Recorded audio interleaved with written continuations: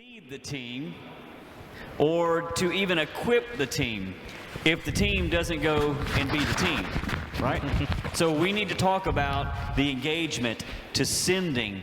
And so first question in this, in your opinion, what is the greatest obstacle to engaging the community with the gospel?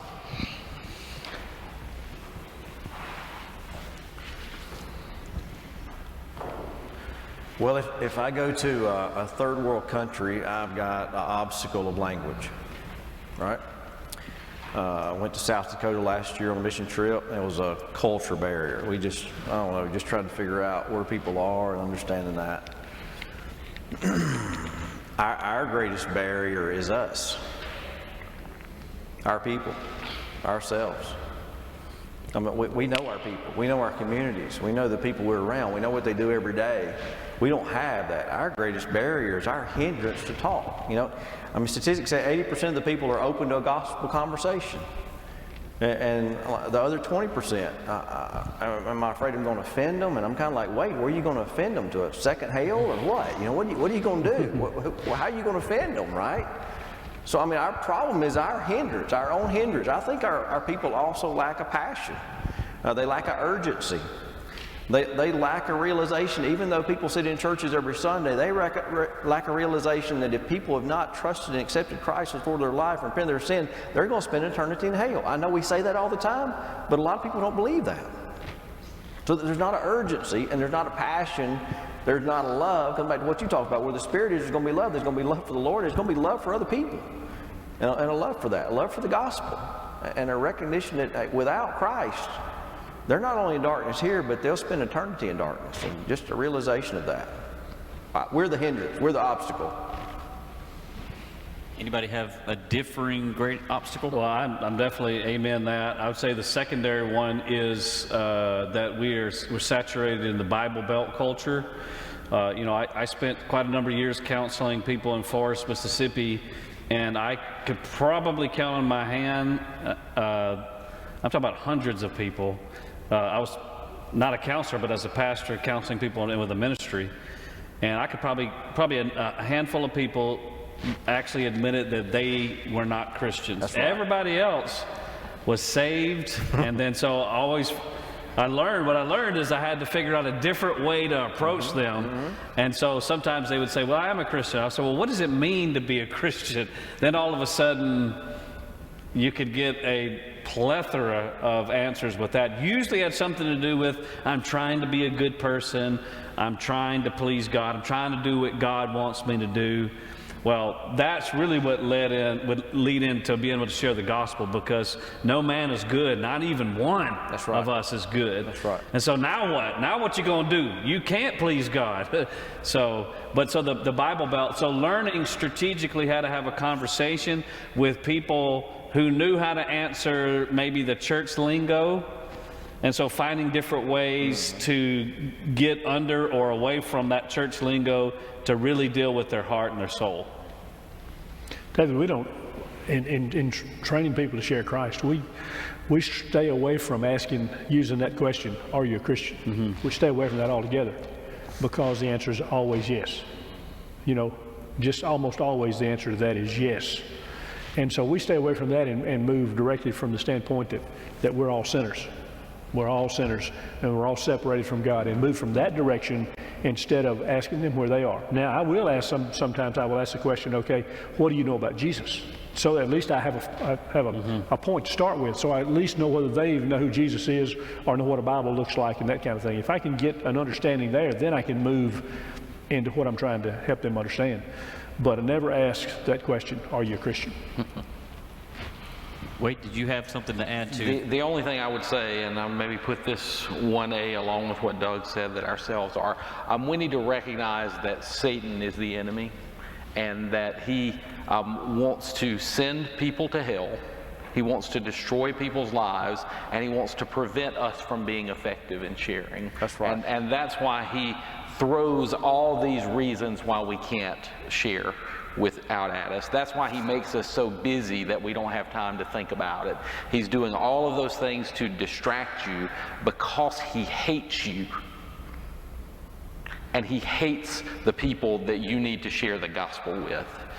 And if we can get that through to our minds and recognize this spiritual battle, I think that will make a difference. Yeah. So, in this thought now about barriers, do you think we have our own cultural barriers in Lauderdale County, or maybe Philadelphia where you serve, Jackson? And what are some of those cultural barriers that we have to overcome to be able to have a conversation with someone about the gospel? Here's a barrier you're going to have to overcome in this church, is the barrier of race. I don't know if you didn't tell me I couldn't bring this up, so I'm going to bring it up. Okay. I mean, this neighborhood, this city has changed. I lived 2 blocks, 3 blocks from here for a long time, so I know what this neighborhood is like. And we have to get past the idea of white churches and black churches, rich churches and poor churches. What Jay said, that everybody has to be welcome in your church, but not just welcome as in if they come in, I'm going to be nice to them, but welcome as in I hope they come in. I want them to come in. I want them to be a part of my church. And so I think that is a barrier in Mississippi generally, but it is a barrier right here in Meridian for sure. Our history, Neshoba County, same thing. Our history and even where we are culturally right now, I think it's a huge barrier. And I tell my people all the time, if we are going to grow in the next 20 to 25 years, we're going to grow by reaching people around us. And if we're going to reach people around us, we're going to look different demographically when it's done than we do right now. And I think that scares some people, and I think we need to understand that it is what it is, and we need to love those folks, and we need to share with them, and we need to be prepared for the changes that are going to come if we begin to win them to Christ.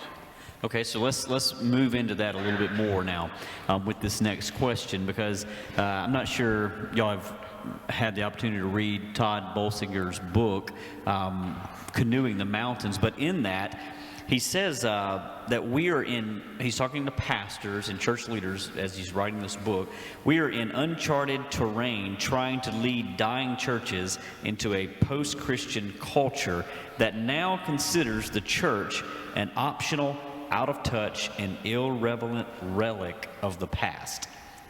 So with that in mind, why must the local church maybe adopt and then develop a missionary mindset if it is to reach its culture with the gospel? We are still very fortunate in Mississippi. I'm glad to live here.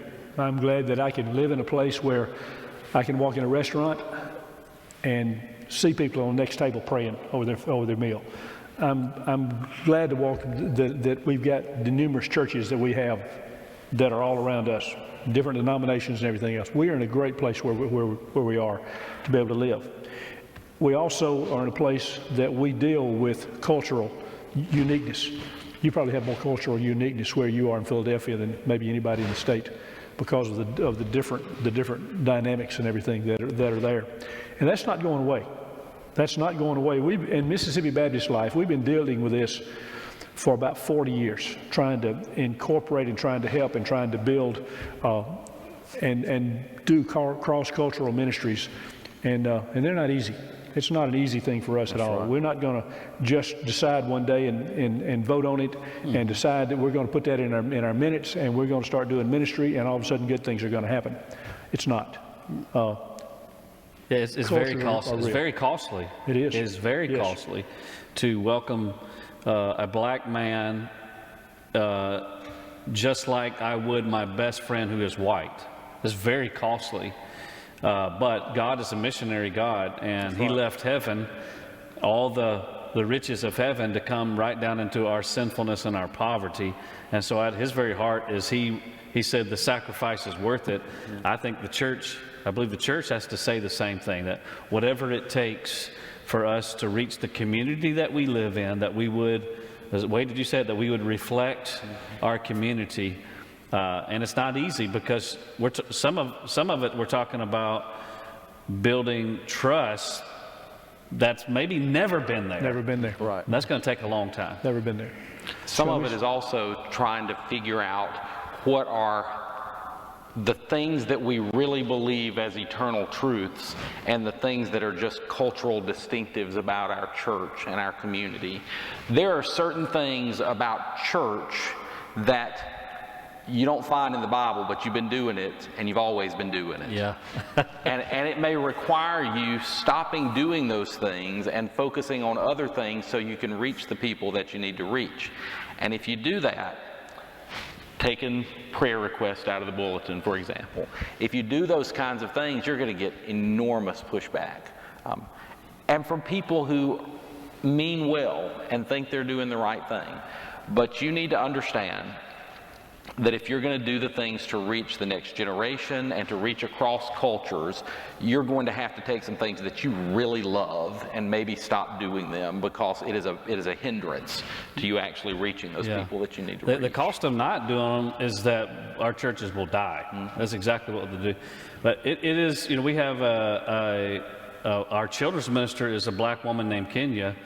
And she's helping me learn some new things. But we had a time where people would sign up to help the ministries. And so I told Kenny and our leaders, when I dismiss people from our service to go sign up, you go stand by your table. And so she went and stood by the youth table, youth minister.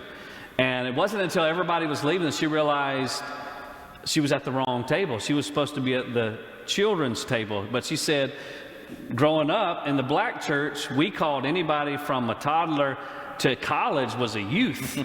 And so she thought she was the youth, so we laughed about that. But having her by my side is extremely important for us engaging the black community in Philadelphia. The most important way to reach people across cultures is to have people in leadership who reflect that.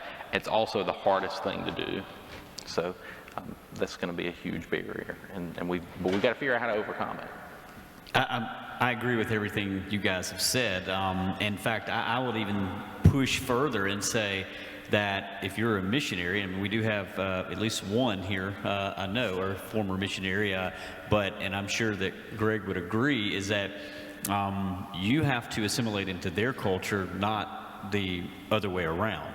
And so, in the context of a church with a changing demographic and a changing culture, churches die if they still force assimilation on something much bigger than itself, which is what we're seeing. And so therefore, our vernacular, our language, we need to learn the language, kind of what you're talking about. There's language barriers that we have. There's socioeconomic barriers that we have. I remember meeting with a couple of black pastors here in town, and we were having sort of an on-the-couch interview thing, and they brought it up, and they were probably right, more right than I had thought about, but it was not anything's going to change. The idea is that, look, African Americans have no problem coming to white churches as in that manner, but when is leadership going to be given to African Americans in these that's the kicker. And so this is not a racial event or conference or conversation per se, but we're talking about living a missionary mindset to reach people for the gospel who are headed to hell. And no matter where your church is in Philadelphia or here in Highland, in our neighborhood or your neighborhood or even in Clarkdale, we have to know the culture that God has sent us to reach, and that's part of that missionary mindset. And so with that kind of in mind, what are some ways that a struggling congregation can recapture its purpose to engage its community? What are some ways that a struggling congregation can recapture its purpose to engage its community? I get that all of your churches that you represent are I would consider spiritually healthy and strong churches. But have you helped other churches, or do you know other churches that have done this? And how would you help those individuals recapture that purpose to engage its community? I think you got to get them excited first and foremost about the Lord. You gotta as a pastor, on Sunday morning when you have an opportunity for your congregation. I remember many years ago I asked somebody that had been in ministry almost 60 years. I said, if you could do one thing different in your ministry, your first 20 years, what would you do? And it stuck with me. He said, I would preach a big God on Sunday morning. And then no matter how big I preach God, I can't get anywhere close to who He is. And I've got to regularly point people to how awesome and mighty and sovereign God is. You've got to get people in a place of being in awe of God. When they are excited about who God is and who they are in Christ, there's the foundation for stirring the church afresh for the gospel. It's got to start there. And it comes back like we've all talked about, celebrating when you got new life, when you got a miracle before you and the dead's raised to life, and you got to celebrate that, and you got to point people to that, and you got to remind them all the time of the miracle that's happened before them. And how did it happen? Because that great and awesome God worked in their life. And you just got to continually pour that and point that. We talked about prayer, talked about consistency. I think it comes back anytime you have an opportunity to talk, you're talking about those that are not there. You're talking about the person that's not sitting in that chair, that pew. I remember a number of times in our life group, we made sure, hey, make sure you got an empty chair. We even put an empty chair in the middle of the room at times. There's somebody needs to be there. Somebody needs to be in this group. They need the encouragement, they need the faithfulness of God's people. Now, who is it? And you're always pointing somebody that's not yet part of the family. That's the only way you revitalize. You got to point to God. It's all His work. Yeah, I mean, John reminded us in the Revelation Jesus reminded John to return to your first love, which is what he's talking about. Do the deeds you did at first. So that's it. And then there's something practical which I think the local church has to discover its unique strategy for reaching the lost, and that it's okay if it's different, but whatever it is, do it great. Right. Spend the money on it, spend the time on it, spend the prayer on it, spend the energy on it, believe in it. You got a great Sunday morning, right? You got the best preacher over here, the best pastor. Yeah, come on. Yeah. This guy is efficient, he's organized, he has vision. So you got Sunday morning, man, so you got something to invite people. But which I know, and he's leading y'all, what are we going to do in the community? Let's do it well. Let's really go after people, love them, spend money, spend time on it. I always use the example of Vacation Bible School in Sebastopol. We did it. We were great at it. We were great at it because we had an expectation it would be great. We spent money on it. We prayed for children to be saved, and that's exactly what happened. And so I thought, well, what if we did this for our strategies in different areas of ministry? Say, I think about we do the rodeo, the Dixie National Rodeo. They do evangelism over there. When I was in Sebastopol, we started trying to reach the riders that were coming through town. That was a unique time in our little town that didn't happen any other time of the year. So we started, how can we get those riders the gospel? Even when they're a little bit tipsy at the end of the day, or some of them were a lot. We had people carried into our meeting who were drunk. We said, come on in, you know. But find what the local church does, and do it great. The art, man, you know what we do. We do some basketball, y'all. Every day, we have kids and youth coming to our gym. Every day. They come every day. We will have, who knows how many, probably 200 to 300 different kids come through our gym every week. And we do it really well. So, David, I think if you combine those two questions, you asked one about, hey, the community has a perception that the church is a relic of the past. We're in a post-Christian culture and all that. That's their barrier. And you recognize you're trying to revive a church to reach the community. The church needs to ask itself, hey, what do we do, or what do we say, or what do we look like that creates that barrier that looks like a church is a relic? And there are some things, kind of like we've talked about, there are some things in church life that needs to be a relic of the past because it hinders us from reaching the very community we've been put in for the glory of God. And there's things we got to change. We got to do things differently. The gospel's still the same, but if it's not working to reach people for Christ, why do we even invest money in it? Why do we put effort towards it? And we got to look at the effectiveness of that. We got to look at ourselves first. I'll say one more thing about the gym at the Ark, because this we had a good old guy, but he was from another church. He came in and saw our basketball floor, which is wood. It's legit. Because we said we want to be legit with the community. And he said, how much did that cost? We said $70,000. And he grumbled, how can a church spend $70,000? And the dumb pastor right here thought, Because every kid that hears the gospel and believes and is saved, that ain't nothing. That's a worthy cost that we might win some to Christ. So That's right. Well, let's keep following that same line with people engaging, sending aspect. This is more church leader oriented, but it could be Sunday school teacher, it could be small group leader, things like that. But for those in any kind of leadership in the church, how do we get people into the right positions so that they're more likely to be part of evangelism and outreach? And I'm going to, because I know a little bit more about Northcrest, I'm going to mention something to kind of what I was thinking with this, and Wade, if you want to respond to, when it comes to Operation Christmas Child or Love Out Loud or something like that, you guys do an excellent job of multiple different levels of people coming together, working for the goal, but not everybody on that is actually the ones sharing the gospel with their mouth, but everybody's devoted to that. Everybody seems to have a place to play on that as they're working toward that goal. So would you like to kind of comment on how Northcrest does that when it comes to finding those right positions for, maybe the brand new believer or the elderly person that's like, I don't know if I can do that, wherever it is? I mean, would you like to begin that conversation? I think it begins by just saying that you have a place. That's where it begins. The second thing I've learned about leadership development is the main and most important step in leadership development is recognizing what God is already doing in people's lives, seeing where God is working.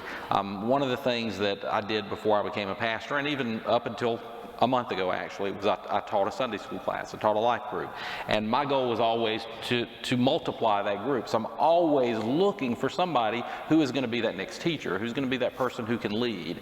And then you have to do that on through all of your ministries. Okay, who are the people that God's already using, who you're already seeing their talents and their gifts being developed, that God is showing you that if you're on the lookout for it, you'll begin to see those things. And it's not a matter of I have to do some recruitment event or a drive to find new people to do this. You're going to see where God's already working, and very often when you find those people who God is already working on, they're going to be passionate about it, and other people are going to be drawn to that passion.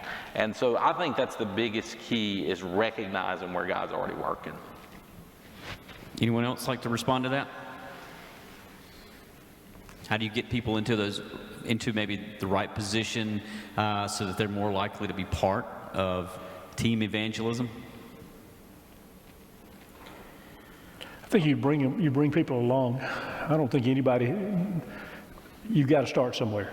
Somewhere you got to start, no matter where you are and no matter what your age. By the way, one of the things that I've watched and learned through the years is it's not about age. It's not about being young or being older. It's not about that. It's all about passion.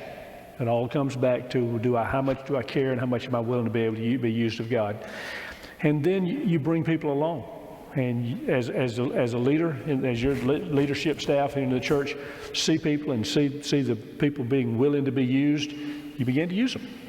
And one of the things that you can look at in your own lives as you see yourself and says, God, all the days that you give me to live, whatever they may be, I want to be useful to you and your kingdom.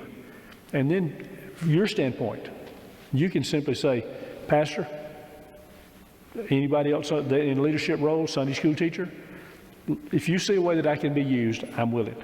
If you come to the place in your church where you're saying, I'm willing to be used, whatever that may be, then that frees up your leadership team to then say, okay, now let's see what we can do with what's available to us. I think sort of along the lines of what you're asking, I guess you're talking about leadership positions in the church. And I think if you identify those that are passionate about what your church is doing and excited about what God's doing in your church, those are the individuals that you need to begin to sweep into places that lead various ministries in your church. If you've got somebody leading a ministry that is always talking down about your community or a particular people group or whatever it is, or they're negative about something that's going on in the church, that person is not going to help lift the church and raise the church. So you just got to not only equip, but you got to identify those that are there to be part, because passion is contagious. Now, if you got somebody that's passionate, and you're talking about passion, if you got somebody that's really excited about what God is doing and motivated to use their gifts for the glory of God, that is contagious, whether it be a life group teacher, whether it be a deacon leader, whatever that is, it's contagious to one another. You need that person that equips more people than you realize. That's multiplication for me. There's more people excited about what God's doing than just me, and I want to put them in those places where they use that.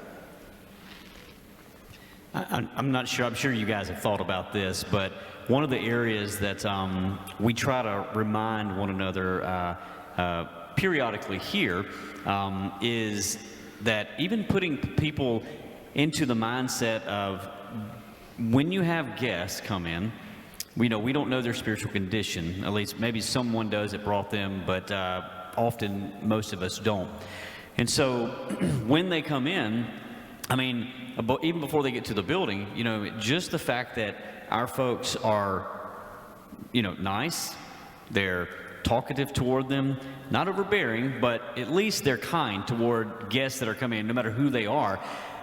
That hospitality is really a gospel-centered hospitality, because if the person gets out of their car and they never are spoken to ever, by the time they sit into a pew and they're still not spoken to, which happens quite a bit in guests that may come in and out, and I will ask that, and they're like, yeah, this is one of the first churches we've been spoken to, actually, when we've been in, and that's not an exaggeration.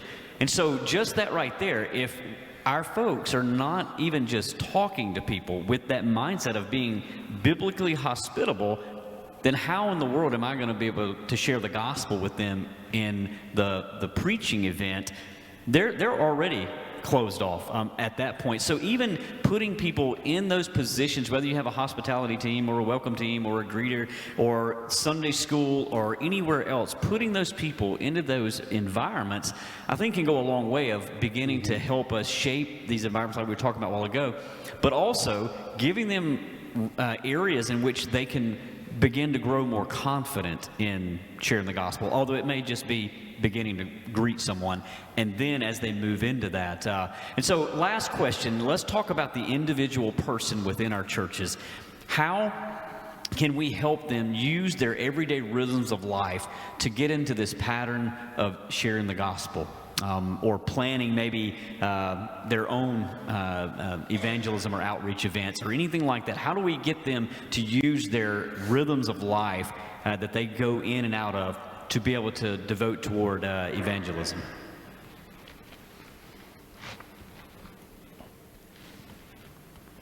We are a mission outpost on earth sent from the King.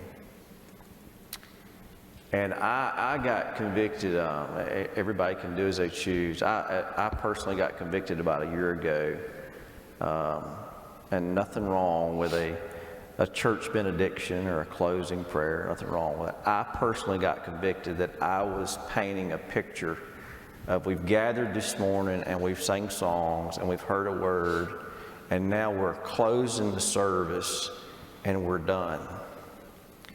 I got convicted that it painted a picture that we had church, that we are not the church. And I've been doing that for years. I'm not saying there's anything wrong with it. I'm just saying I got personally convicted that we don't do a closing prayer anymore. I'm not saying anything wrong with it. We just don't do it. And we finish, and I remind all of our people, you are a sent people, go and tell. This is just a springboard. This is just the beginning. This is where you put some fuel on your fire. We don't need to have church. We need to be the church. And there's something said in that for me. I'm sending them out the door. There's the mission field. We just came in here. And I think for too often we painted a picture for our people that we had church today. No, we don't have church. We are the church.